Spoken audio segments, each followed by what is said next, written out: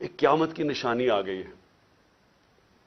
آصف زرداری نے میرے اوپر ہرجانہ کر دیا, ڈیفیمیشن کر دی ہے. ڈیفیمیشن کا کیا مطلب ہوتا ہے؟ کہ میری ریپوٹیشن کو نقصان پہنچایا گیا ہے, اس لیے میں عدالت میں جا رہا ہوں. آصف زرداری صاحب, سب سے پہلے جب یہ عدالت میں کیس جائے گا, میں تو بڑا شکر کر رہا ہوں کہ آپ عدالت میں آئیں گے. سب سے پہلے وہ آپ سے پوچھیں گے کیا آپ کی کوئی ریپوٹیشن ہے جو خراب ہوئی ہے, اس کو نقصان پہنچ سکتا ہے.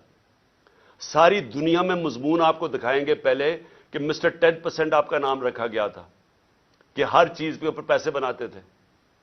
سندھ کے لوگوں سے پوچھیں کہ کیا ظلم کا نظام آپ نے وہاں رکھا ہوا ہے. قرآن پہ ہاتھ رکھ کے بتائیں کہ آپ نے اب تک کتنے لوگ مروا چکے ہیں. وہ جج کا جو نام آپ کے اوپر آتا ہے, بتائیں نا لوگوں کو کہ آپ نے کیا کیا کیا اپنی ماضی میں, کس طرح کی دہشت پھیلائی ہوئی آپ نے سندھ کے اندر. میں تو شکر کر رہا ہوں کہ میرے اوپر ہرجانہ کریں آپ. اور پھر کیا یہ جب میں کہہ رہا تھا کہ میرے اوپر حملہ ہونے والا, یہ جو جی آئی ٹی کی رپورٹ کے سامنے کہ ایک دینی انتہا پسند کے نام پہ مجھے قتل کریں گے, تو کیا کسی نے رائٹنگ میں دیا تھا کانٹریکٹ؟ مجھے پتا چل ہی گیا تھا نا کہیں سے. تو میں اس لیے بول رہا تھا تب, اور جلسوں میں کہہ رہا تھا کہ کرنے والے ہیں. اس سے پہلے بھی ایک پلان بنایا ہوا تھا, یہ پلان بھی بنا تھا. تو کوئی مجھے رائٹنگ میں تو کسی نے نہیں کہا تھا کہ آپ ثبوت دیں جی. مجھے انفارمیشن ملی تھی تو میں نے کہا تھا, اور وہ ساری انفارمیشن ثابت ہو رہی ہے. یہ جو جی آئی ٹی میں کور اپ کرنے کی کوشش ہو رہی ہے, یہ طاقتور لوگ اپنے آپ کو بچا رہے ہیں. اس لیے وہ خوف زدہ ہیں کہ کہیں سچ نہ سامنے آ جائے. اور یہ جو آصف زرداری آپ نے جو گیم کی ہے, یہ ایک سپلنٹر گروپ ہے دہشت گردوں کا. اور میری انفارمیشن اتنی سالڈ ہے, وہ اتنی سالڈ ہے کہ وہ اس میں جو مجھے ڈیٹیلز پتا ہے کہ کون سے وہ ایجنسیز کے آفیسرز اس کے ساتھ آپ کے ساتھ ملے ہوئے ہیں جنہوں نے پلان کیا ہے.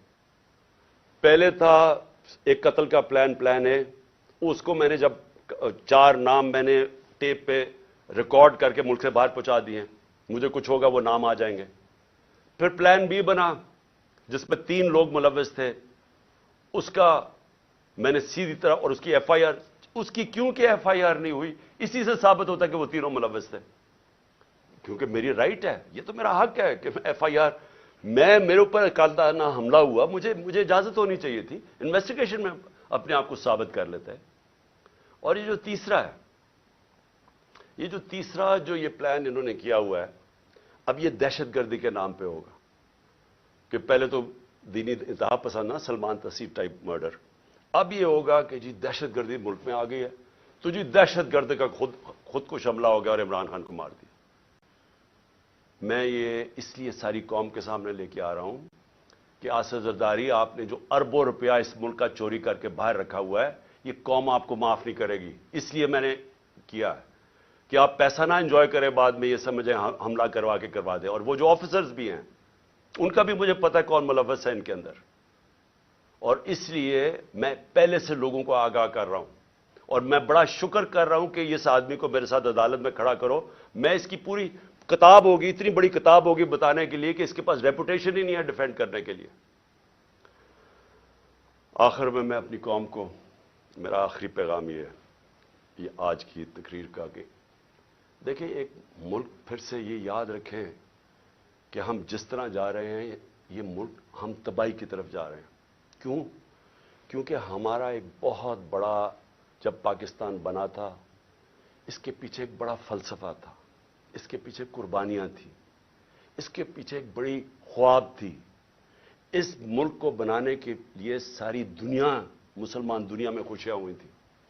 مجھے البینیا کا پرائم منسٹر ملا ایک دفعہ. اس نے کہا کہ ہم قائد اعظم کی تقریریں سنا کرتے تھے, اب وہ فوت ہو گئے, ہم ریڈیو پہ سنا کرتے تھے. اور نیلسن منڈیلا نے کہا کہ وہ قائد اعظم کی تقریریں سنتے تھے, کیونکہ وہ سارے آزادی کی جنگ میں ملوث تھے. اور اس نے کہا کہ مٹھائیاں بانٹی گئیں البینیا کے اندر جب پاکستان بنا. یہ ساری مسلمان دنیا میں ایک ہوپ آئی کہ ایک ایسا ملک بنے گا. اس وقت سب سے بڑی پاکستان کی آبادی تھی مسلمان ملکوں میں. بدقسمتی سے, ناانصافی کی وجہ سے ایسٹ پاکستان علیحدہ ہوا. تو اس وقت سارے لوگوں نے امید لگائی ہوئی تھی کہ ایک ایسا ملک آئے گا جو لیڈ کرے گا مسلمان دنیا کو. ہم کدھر پہنچ گئے وہاں سے؟ ہمارے پاس یہ چور اوپر بیٹھ کے آ کے پیسے ان کے باہر پڑے ہیں, ملک کا ان کو کوئی فکر ہی نہیں ہے. روپیہ 90 روپیہ ڈالر مہنگا ہو گیا ہے ان کے 9 مہینے میں. ان کو کیا فائدہ ہوا؟ ان کو کیا نقصان ہوا؟ فائدہ ہی فائدہ, نقصان زیرو, کیونکہ ان کے ڈالرز میں پیسے پڑے ہوئے ہیں باہر. ان کے تو ڈالر اور ان کی ویلیو اوپر چلے گی, انہوں نے تو پیسہ باہر رکھا ہوا ہے, ان کو تو فائدہ ہو گیا.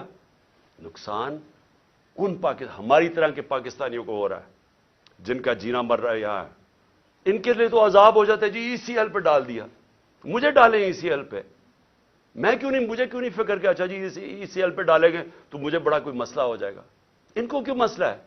کیونکہ پیسے گننے ہوتے ہیں, پراپرٹیز باہر دیکھنی ہوتی ہیں, بڑے بڑے ہیرڈ جیسے جگہ پہ شاپنگ کرنی ہوتی ہے, بڑے بڑے باہر ریسٹورنٹس میں جب اتنا بڑا پیسہ آ جائے تو وہ خرچ بھی کرنا ہے نا, وہ پاکستان میں تو نہیں ہو سکتا. عذاب ECL پہ ڈال کے, مجھے ڈال دیں ECL پہ. جن کا جینا مرنا آج پاکستان میں ہے وہ سارے آج تشویش میں ہیں, غم زدہ ہیں, سب کو خوف آ رہا ہے آگے کدھر ملک جا رہا ہے. میں ہر پاکستانی کی بات کر رہا ہوں جو سمجھتا ہے کہ یہ ہماری ماں ہے, ہمارا ملک ہے. وہ سب آج ان سب کو خوف آ رہا ہے کہ جو ڈائریکشن میں پاکستان جا رہا ہے. اور میں پھر سے یہ کہتا ہوں کہ ہمیں وقت ہے ابھی بھی, اور ایک راستہ ہے بس. جو مرضی, میں آپ سے نہیں کہہ رہا, میں 8-9 مہینے سے ایک ہی بات کہہ رہا ہوں کہ یہ جو لوگ آئے ہیں اس سے نکلنے کا ایک ہی حل ہے, ایک فری اینڈ فیئر الیکشن کروائے جائیں جلدی سے جلدی. عوام کے مینڈیٹ سے گورنمنٹ آئے. جب عوام کی بیکنگ سے گورنمنٹ آئے گی وہ بڑے فیصلے کرے گی. یہ چوہوں کی طرح نہیں, یہ چوروں کی طرح نہیں جو ڈرتے ہیں فیصلے کرتے ہوئے, کیونکہ ان کو ان کا تو مقصد ہی گورنمنٹ میں اور آنے کا, یہ ملک تو ٹھیک نہیں کرنے آئے. ان لوگوں کو جن کو پبلک بیک کرے گی, پبلک مینڈیٹ سے آئیں گے, وہ بڑے فیصلے کریں گے. جب وہ بڑے فیصلے کریں گے اس فیصلوں سے یہ ملک نکلے گا اس بحران سے. یہ صرف انتظار کر رہے ہیں. میں ختم کرتا ہوں, کرکٹ سے ختم کرتا ہوں کیونکہ میری بڑا زندگی کا حصہ تھا کرکٹ. یہ میچ ایسا ہے, یہ میچ کھیلنا چاہتے ہیں ان کے اپنے امپائر, اپنے سلیکٹروں, اپنی پچ ہو, اپنا تھرڈ امپائر ہو. قانون یہ بیچ میں میچ کے بدلتے رہے, دیکھ رہے ہیں نا, دوسری ٹیم شاید جیت نہ جائے, قانون بھی بدلتے ہیں, قانون بھی گیم کے یہ بدل رہے ہیں. اور جو مخالف ٹیم ہے اس کے کیپٹن کو یہ جیل میں ڈالنا چاہتے ہیں, اس کی اچھے پلیئرز کو یہ ان کے اوپر مقدمے کر کے ان کو باہر رکھنا چاہتے ہیں ٹیم سے. باقی جو ٹیم ہے ان کو کوئی پولیس ڈنڈے شنڈے مار کے کسی کی ٹانگ توڑ دی, کسی کا ہاتھ توڑ دیا.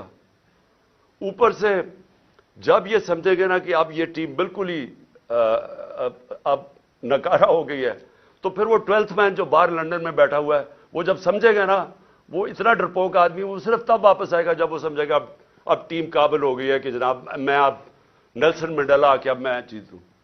ایسے ہونا نہیں لگا, کیونکہ ایک اور امپائر ہے مالک یوم الدین, وہ فیصلہ کر بیٹھا ہے. آپ جو مرضی